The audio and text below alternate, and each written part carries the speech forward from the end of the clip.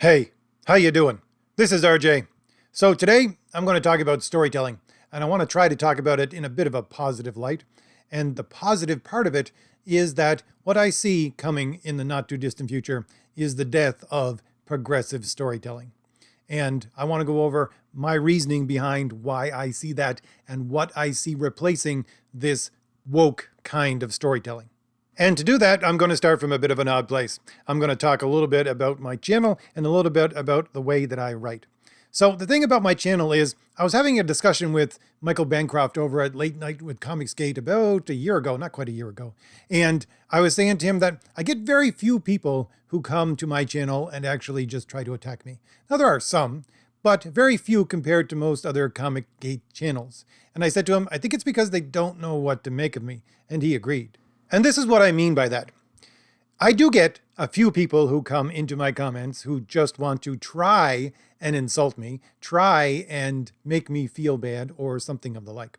Now, usually what happens with those kinds of people is one of two things. Usually, I end up trying to engage them in a discussion, and if they're ready for any kind of a discussion at all, I say, yeah, okay, I see your point, and you are giving me something new to think about. Thank you very much. So I'm cordial and have a discussion with them, and usually they go away saying, yeah, you're not the person I thought you were when I first made that comment.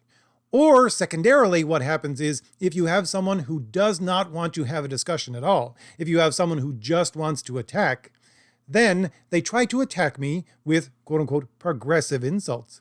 But here's the thing. Since they're progressives, they live inside this bubble where they think the only way anybody can actually think is the way that they think. Or at the very least, the only way that you can think correctly is the way that they think. And so the only way they can come up with an insult is by insulting another progressive. So their insults are insults that would work against another progressive, but they don't work against me. Quite honestly, when they give me insults, I say the equivalent of, well, thank you very much. That's actually a compliment. So what they see as being an insult, I take as a compliment. And usually they just drift away. Now, I'll give you an example about this. My next upcoming book is a book called CROM, The Destroyer, which is based upon the ideas that Robert E. Howard used to create his own characters. Because believe it or not, I read the same books as a kid as he read as a kid, it seems, because I had a very old type of background where I read things which were written in the 1900s, early 1900s about Celtic mythology and Homer and Virgil and all the rest. But anyway, the point is that this is my next book coming out. And I posted some art about a month and a half ago. This was some concept art. I was just talking with my artist, Jim O'Reilly, who is a beautiful artist, by the way. And he came up with this concept art. And I posted it on my channel, and I got someone coming into the comments trying to insult me. And his insult was basically, you're so unoriginal. You're just a hack. This is the most unoriginal thing that I could ever see. And he went on like this. And this was the basis of how he was trying to insult me, saying I was unoriginal.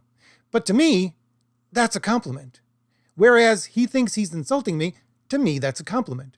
And it's a compliment because if you can see the strains, the underlying strains of older stories in my stories, that's exactly what I'm trying to do.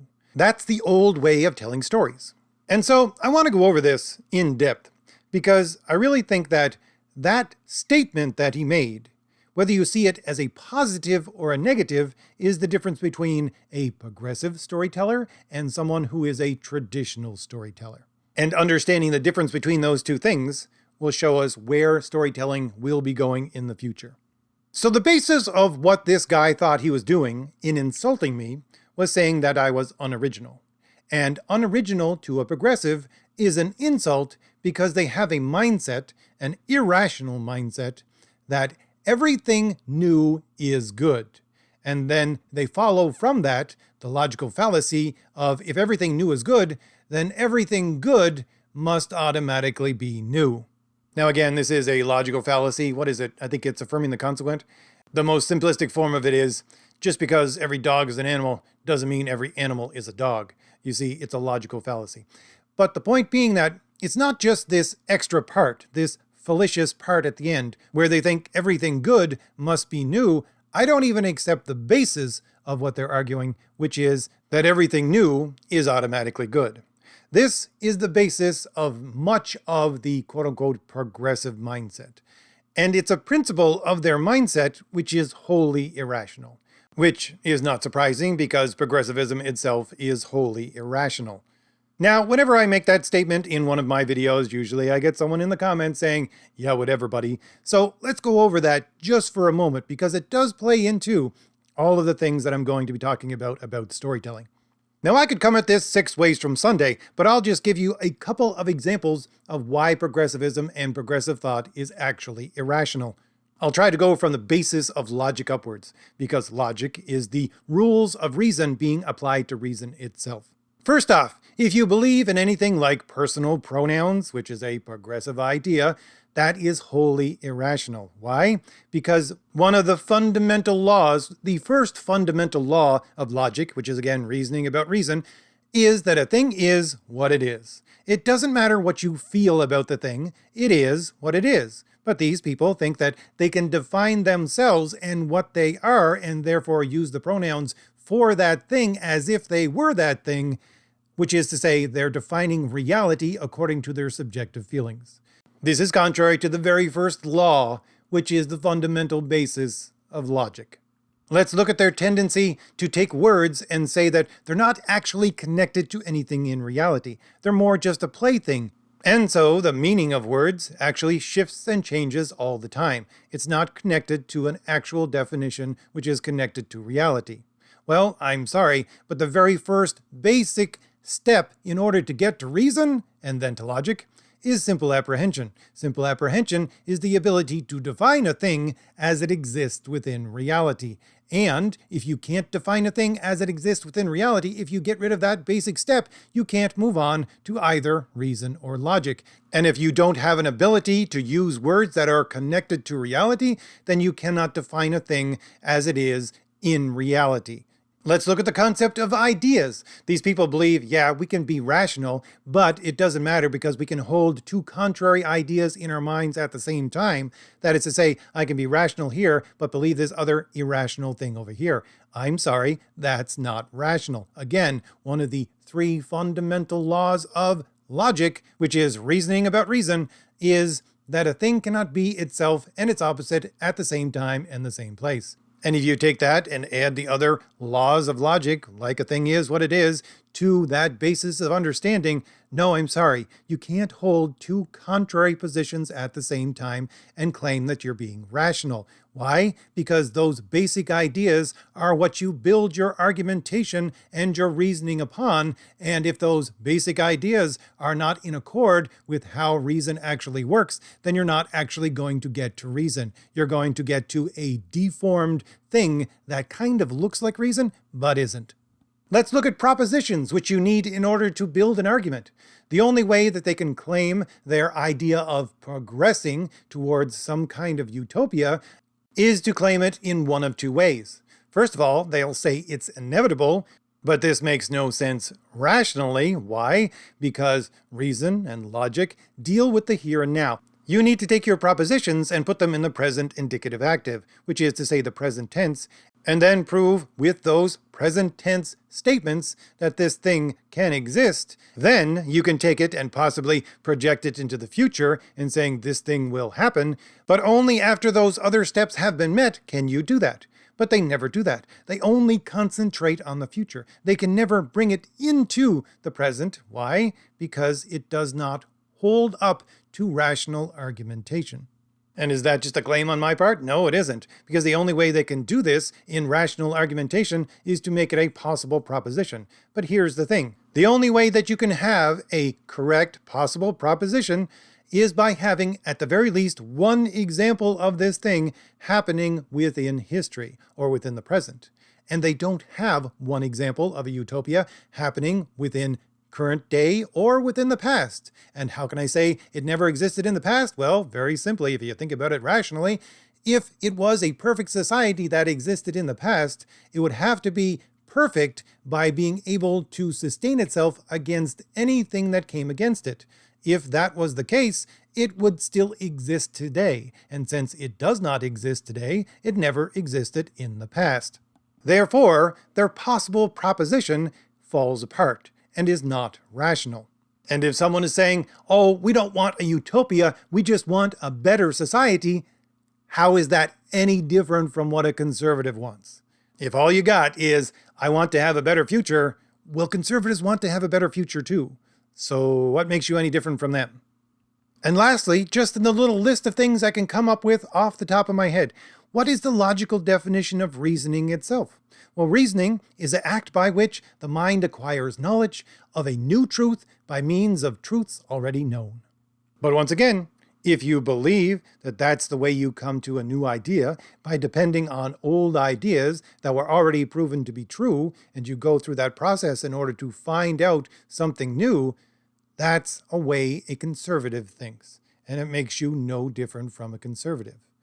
No, a progressive is someone who thinks that new ideas, ideas that have not been proven yet by what has occurred in the past, is what is needed. This is how progress in their mind actually occurs and brings them closer and closer, if not to their utopia, at the very least to their better society. And as I said, I could go 6 ways from Sunday talking about all the ways that progressivism is irrational. And really, as I said, the most important of those list of things that make it irrational is those first ones that I went over. Because if you can't even get the fundamental steps right, that is to say, to use words correctly and then define things correctly, you can't even get close to reason. And so, they have, in effect, abandoned reason for the idea that what is new is equal to what is good. And how do they propagate this idea? How do they convince people that this irrational thing is actually true? Well, they do it through a twofold argument, which again is not rational, but this is their basic argument.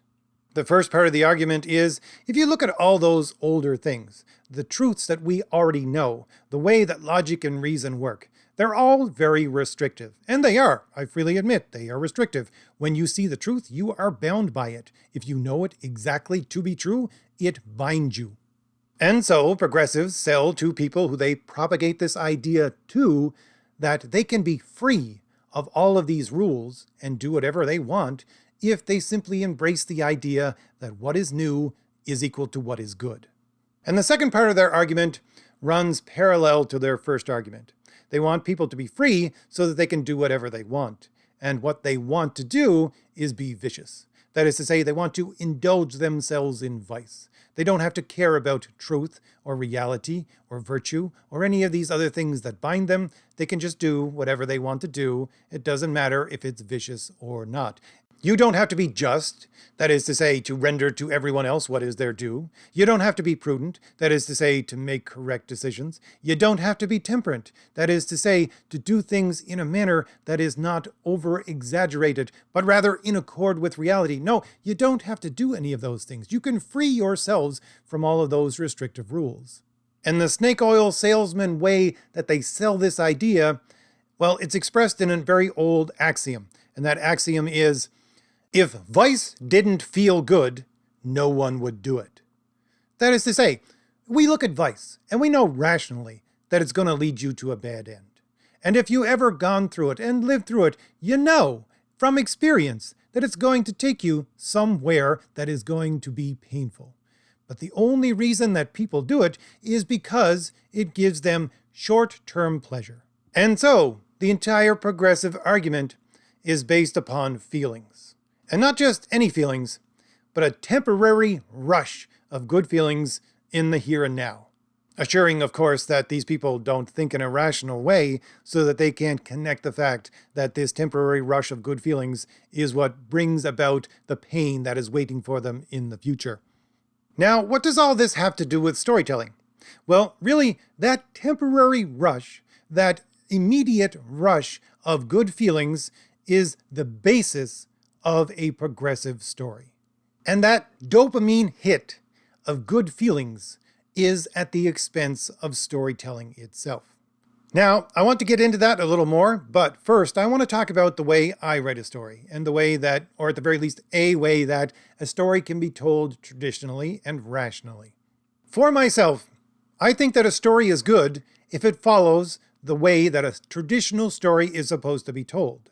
If we look back at Western civilization and really the first writings of what a traditional story is, and I think the most influential of those first writings is Aristotle 2,400 years ago, talking about story as a reflection of reality and how it is a rhetorical argument, and how if you wish to present that rhetorical argument in the way that it is a reflection of reality, the only real way that you can do so is through reason, because reason itself is a reflection of what is. To me, if a story follows that pattern and has things like continuity, which flow from those principles, then it's a good story. So I love storytelling, and I pursue as many stories as I can with trying to get all the other things done which I need to get done in my day. But I usually run across a number of stories which I think are good stories to begin with. They follow this rational pattern, and they are, to me, good stories. But at some point, they go off the rails, and they start to become irrational. They start to become something that is not based upon the traditional way of storytelling. They start to lose things like continuity, etc., etc. And I take that story, and I say, okay, this story should have gone in that direction. This is the rational and logical way that it should have gone. And sometimes, if the story keeps on sticking in my head, I actually write a new ending for that story. Now again, usually this is all done in my head. But the point being that if I get to the point where I wish to write that story down, if I have thought about it that much, I had to, in order to construct the story from its original basis through what I have created, determined what the principles this story is based upon are. That is to say, those strains of reality that exist within it, or those representation of reality strains that exist within it, and how they are rational, and how they existed in the first part of the story, which I did not create, and then will exist within the second part of the story, which I did create. And so, when I start to write a story, I start from this central point, and I work in both directions, both forwards and backwards. I write the story that I originally had set out in my mind, which is the good ending, but at the same time, since I have gone over those overarching reality principles of the original story, it starts to point out in that original story where those things didn't actually work and where there were holes. And so I start to shore up those holes by writing a backstory, which may be similar to the one that I originally had in the other person's storytelling, but becomes something new because I'm, again, putting more and more of the original principles that it should have had and should have followed throughout its original tale. And so, as I said, I write in both directions at one time, both going forward with the new story and going backward to write backstory at the same time. And when I'm done, I have a completely new story, both forward and backwards. It may have started with someone else's idea, but I have made it now something completely new to myself. But when I say completely new, as I said, from that person who was trying to insult me, they're saying, look, you're just a hack. I can see exactly what you're trying to do. Well, yes, you can see exactly what I'm trying to do. Yes, you can see strains of older stories in what I'm trying to do. Why?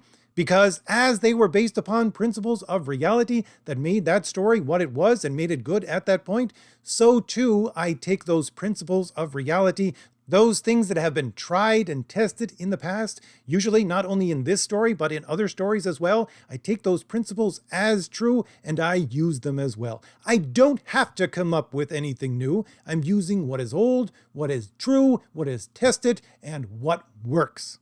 And the fact that another person can see those strains in what I am doing, to me, that's a compliment. And to give you just one little example, when that person was trying to insult me, they were saying, your character looks like X kind of character. It's just a copy of that. And I'm going, no. I went back to the original source material that that person used in order to create his story, which was Celtic mythology, and I looked at that source material and saw how those people actually not only existed, but what they looked like and what representations we have in older history. And yes, so I am going with that same kind of look because that is how these people existed within history and reality. And the fact that you can see the strains of that exact thing through multiple characters, others and mine, is a tribute to the fact that I'm getting it right. I'm trying to present a picture of reality. And here's the thing. For me, I'm trying to extract as much of myself as possible out of the storytelling. Now, I can give it my own flair in how I actually use the language. I can be poetic or I can be literal, those kinds of things. But if I have those principles and I have a certain number of set things, like you have a certain number of characters, they're in this or that position, the story actually tells itself. It isn't me who's telling the story. No, this conglomerate of things about reality, if you follow how reality actually goes, then yeah, this is going to happen next. This person is going to say that next, and so on and so forth. And yes, the story, in effect, tells itself. And I try to extract myself as much as possible. And yes, I understand that that is not completely possible, but I try to do it as much as possible to allow the story to tell itself. And that is the way that you get people to suspend their disbelief. To believe that, yeah, this is more than just words on a page. This is such a good representation of reality that, at the very least for this moment, I believe it to be real. But this is the exact opposite of what you get with a quote-unquote progressive writer. And I had someone who did a video about one of my videos, talking about when I was discussing Marvel and their attempt to always hire people with what they call unique voices. This other person said, well, that just means what I was talking about before, putting some flair into the story, putting their own taste on the story. But no, that's not what it means. If you look at companies, storytelling companies like Marvel, what they mean by unique voice is they want someone who is going to be guided in their storytelling by their identity markers and their intersectionality. I will link in the description a video that I did specifically about this. It was about a Marvel podcast, and in that video is the link for the podcast itself if you want to go that far back and look at that as well. But it was a Marvel podcast where they were interviewing and talking to 3 employees of Marvel who were writers for Marvel. I think it was 3, maybe 4. And they were being tagged as the future great writers for Marvel, and they were being interviewed by the director of content. And how did these women, because they're all women, how did they talk about constructing a story? They talked about constructing a story through what they called lensing. And what do they mean by lensing? Well, they described it in that podcast as well. Basically, they describe the action of the story, but through lenses that you have to look through in order to bring that action of the story into enough focus to understand it. So as the reader, you have to look through these specific lenses to see what is actually going on and understand it. And what are those lenses that these people put in front of the action? Well, as they discussed, they are their identity markers. The fact that they are women, the fact that they might be of one or another religion, the fact that they may be daughters or sons of immigrants, the fact of their color of skin, the fact of their sexual orientation. All of these things are what they call lenses that they set in front of the action so that you as the reader have to look through those lenses yourself in order to understand what is going on within the story. And again, the whole point is they're talking about these lenses as their experiences as people. And their experiences as people are informed by these identity markers, which are all identity markers, which are progressive ideas connected to identity politics and how they intersect with each other, which is to say, intersectional feminism, which is another progressive idea. And the reason why this is done is going back to that idea that they need something new. You see, they need this unique voice, these people that have experienced things that no one else supposedly has experienced, so that you, as the reader, have to look through their eyes in order to understand the story. And when you look through their eyes, since they are someone unique, then you're experiencing something new, and therefore you think, since I'm looking through this glass of newness at this creation of a story, it is a good story. And of course, parallel to that is them always talking about their audience and how they have to get them to empathize with the characters. Well, if the characters are just insets for those actual writers, well, you want them to empathize with the writer. That is to say, empathy being, I feel exactly what they feel. And once again, you get to the fact that, yes, these people feel something new. They're given something that is a shot of, a fix of emotion that they experience with this quote-unquote new experience and looking in this new way. And you may be saying, well, what's the matter with that kind of storytelling? Well, if the whole thing is prefaced upon a shot of emotion, which is basically giving you a little hit of dopamine every time you see something new, well, you see, dopamine acts like a drug, and it's just a smaller version of what alcohol or drugs do to you.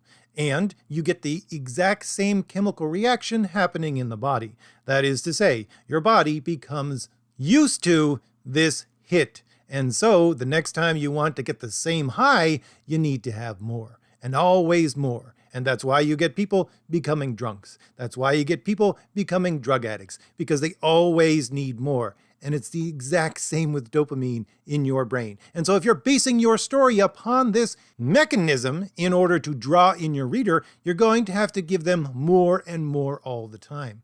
And that's why you get stories that eventually have to go to, it's the end of the world and we have to save it. It's the end of the universe and we have to save it. Why? Because you have to ramp up the story constantly. And again, what's the problem with that kind of storytelling? Well, the problem is, once you get to that point where you cannot go any further, where you hit that end of the world and I have saved it, well, you only have two avenues left to you after that point. One, you're going to go back to something which isn't as great, and therefore you get a lot of people just walking away. Why? Because if you've ever seen or had to experience someone coming down from a high and not being able to get another fix, that's not a pleasant thing. And in this fashion, when we're talking about storytelling, if they can't get that further dopamine fix, well, they're just going to walk away. Or alternatively, you get a story which is constantly about the end of the world, and it just becomes boring. And this is what you have, by the way, right now with Marvel Comics. You get a half a dozen, if not a dozen, situations every year where it's the end of the world, and they have to save it. Once you start doing that every month, it means nothing. And so the audiences of these stories, if they were ever there to begin with, really, are walking away. At some point, they just leave. And I think this is one of the major reasons why companies like Marvel are trying so desperately to go after a young audience. If you listen to the podcasts at Marvel, they're always trying to attract a young audience. Why? Because that young audience, they think, is made up of people who haven't yet been exhausted by this hit of emotion. And so they're going to rope them in and they'll be their new audience. But here's the thing, and here's where this kind of storytelling is going to die. This dopamine hit of emotion that you get with storytelling right now, it doesn't just happen within one genre of storytelling. It doesn't just happen within one industry of storytelling. It happens everywhere in our society right now. This is what social media is. It is a social video game where you'll get rewarded by dopamine hits.